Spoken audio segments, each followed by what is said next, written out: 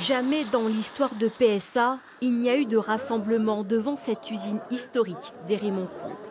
Une première donc pour dénoncer le transfert d'activité à Vesoul, annoncé brutalement la semaine dernière. On a beau dire qu'on est muté sur différents sites, cette mutation n'est pas forcément possible. Il y a certains salariés qui habitent sur Hérimoncourt, en l'occurrence qui n'ont même pas de véhicule ni de permis de conduire et qui sont dans la capacité de se déplacer. Donc ces gens-là vont être dans quelle situation? Ça va être un licenciement sec, ça va être un refus de se déplacer, donc un refus de travail.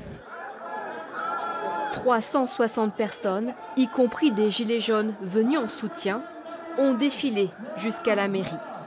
Dans le cortège, des salariés qui s'usent depuis des années dans les ateliers de Peugeot expriment leur dégoût. On est un peu désemparés parce que du travail, il y en avait. On nous avait promis qu'il allait encore y en avoir à nouveau. Et puis le coup près est tombé d'un coup comme ça. Mes enfants se posent des questions, bien sûr. Ils sont en souci, quoi. J'arrive à les rassurer un petit peu, mais voilà, quoi. On va voir la suite, quoi.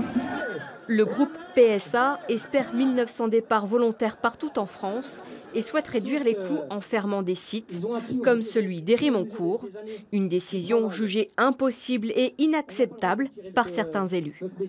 Il va falloir que ça grandisse et qu'à un moment donné, le groupe PSA qui s'est sauvé grâce à l'action de l'État et la reconnaissance du ventre et se mette à négocier avec les organisations syndicales, négocier avec les élus pour réindustrialiser le pays de Montbéliard. On est en train de le désindustrialiser à grande vitesse.